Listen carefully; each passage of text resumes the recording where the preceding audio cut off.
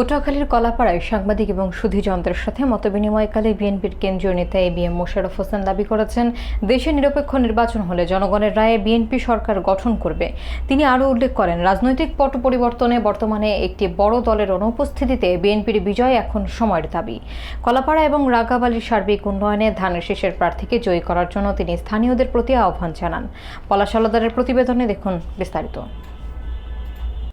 পটুয়াখালী 4 আসনের বিএনপির মনোনীত প্রার্থী এবং দলের জাতীয় নির্বাহী কমিটির প্রশিক্ষণ বিষয়ক সম্পাদক এবিএম মোশাররফ হোসেন কলাপাড়া প্রেস ক্লাবে এক আলোচনা সভায় অংশগ্রহণ করেন।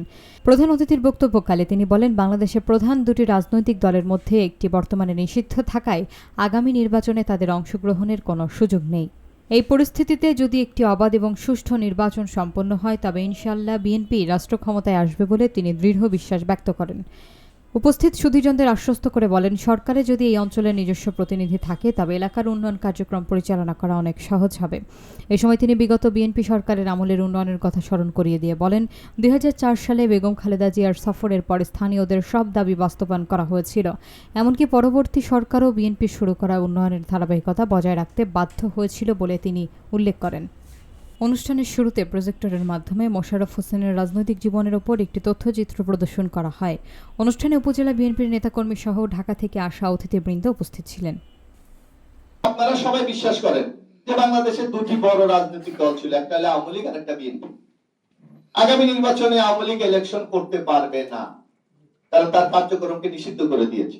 সুতরাং যে কোনো হিসাবে বোঝা যায়, ইনশাআল্লাহ যদি অবাধ সুস্থ নিরপেক্ষ নির্বাচন হয় এবং আল্লাহ তাআলা যদি নারাজ না হয়, হয়তো বিএনপি ইনশাআল্লাহ ক্ষমতায় যাবে।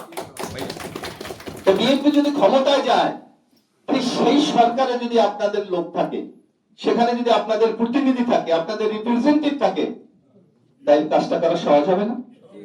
আপনারা জানেন যে ম্যাডাম এখানে এসেছিলেন 2004 এর 2রা ডিসেম্বর, আমি তাকে তখন নিয়ে এসেছিলাম। যে দাবিগুলি আপনাদের পক্ষে করেছিলাম, আমার মনে হয় একটা দাবিও উনি বাকি রাখেন, প্রত্যেকটি দাবি উনি পূরণ করে কলাপাড়া বাস্তবায়ন করেছে। তো এই সুযোগটা কাজে লাগাবার জন্য আমি কলাপাড়াবাসীর কাছে আহ্বান জানাবো, আমাদের একটা আইডেন্টিটি দরকার, একটা ম্যান্ডেট দরকার, একটা সমর্থন দরকার। সেই সমর্থনটার জন্য আমার মনে হয় যে কলাপাড়ার যারা ঢাকা থেকে এসেছেন, এরা কিন্তু স্ব ক্ষেত্রে সবাই প্রতিষ্ঠিত। কেউ ব্যাংকের সিনিয়র কর্মকর্তা, এই যে ডক্টর মনির জাহাঙ্গীরনগর বিশ্ববিদ্যালয়ের সিনিয়র প্রফেসর, এই যে মনির বাংলা মিশন, এই রব কি করে আমাদের বাবলা একটা প্রতিষ্ঠানের সিও, অর্থাৎ সবাই সকল ক্ষেত্রে, আমি সবার নাম বলতে পারলাম না, সরি, সকল ক্ষেত্রে প্রতিষ্ঠিত। কিন্তু তাদের মাথায় একটাই চিন্তা যে কলাপাড়াটাকে কিভাবে আমরা এগিয়ে নিয়ে যেতে পারি।